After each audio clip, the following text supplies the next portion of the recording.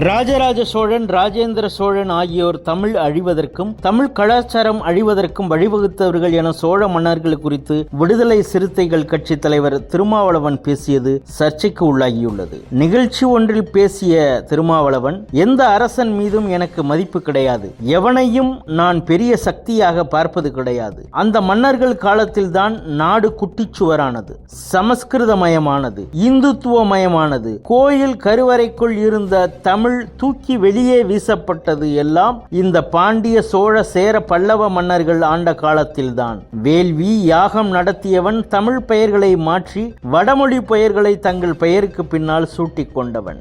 ராஜராஜன் என்பது தமிழ் பெயரா? ராஜேந்திரன் என்பது தமிழ் பெயரா?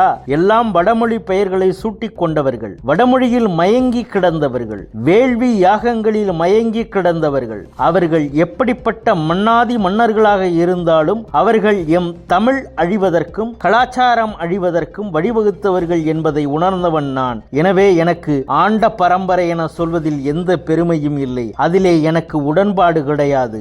வெறும் மொழி உணர்வு, மொழிப்பற்று தேவையில்லை என கருதக்கூடியவன் நான் என திருமாவளவன் பேசியுள்ளார். இதற்கு பலர் எதிர்ப்பு தெரிவித்து வருகின்றனர். எந்த அரசன் மீதும் மதிப்பு கிடையாது, எவனையும் நான் பெரிய சக்தியாக பார்ப்பது கிடையாது. அந்த மன்னர்கள் காலத்தில் தான் இந்த நாடு குட்டிச்சுவரானது, சமஸ்கிருதமயமானது, இந்துத்துவமயமானது. தமிழ் கோவிலின் கருவறைக்குள்ளே இருந்த தமிழ் தூக்கி வெளியே வீசப்பட்டதெல்லாம் இந்த பாண்டிய மன்னர்கள், சோழ மன்னர்கள், சேர மன்னர்கள், பல்லவ மன்னர்கள் ஆண்ட காலத்தில் தான். வேள்வி நடத்தியவன், யாகம் நடத்தியவன், தமிழ் பெயர்களை மாற்றி வடமொழி பெயர்களை தங்கள் பெயருக்கு பின்னால் சூட்டிக் கொண்டவன். ராஜராஜன் என்பது தமிழ் பெயரா? ராஜேந்திரன் என்பது தமிழ் பெயரா? எல்லாம் வடமொழி பெயர்களை சூட்டிக் கொண்டவர்கள், வடமொழியிலே மயங்கி கிடந்தவர்கள், பார்ப்பனர்களின் வேள்வி யாகங்களில் மயங்கி கிடந்தவர்கள். அவர்கள் எப்பேற்பட்ட மன்னாதி மன்னர்களாக இருந்தாலும் அவர்கள் எம் தமிழ் அழிவதற்கும் எம் கலாச்சாரம் அழிவதற்கும் வழிவகுத்தவர்கள் என்பதை உணர்ந்தவன் நான்.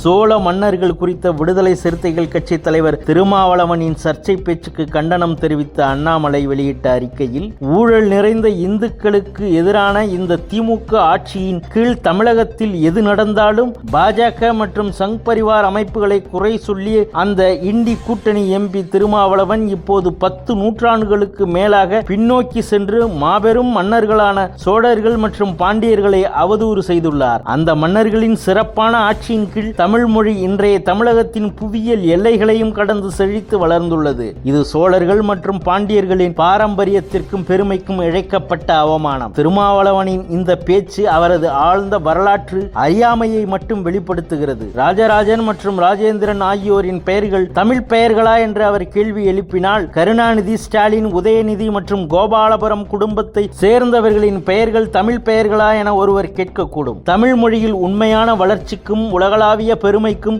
எந்த ஒரு பங்கும் அளிக்காத அரசியல் கட்சி என்றால் அது திமுக மற்றும் கூட்டணி கட்சிகள் தான். திமுக துவக்கப்பட்ட 1949 தமிழகத்தின் வரலாறு துவங்கவில்லை, மாறாக பிரச்சனைகள் தான் துவங்கின என்பதை திமுகவும் அதன் கூட்டணி கட்சிகளும் புரிந்து கொள்ள வேண்டும் என தனது அறிக்கையில் அண்ணாமலை கூறியுள்ளார்.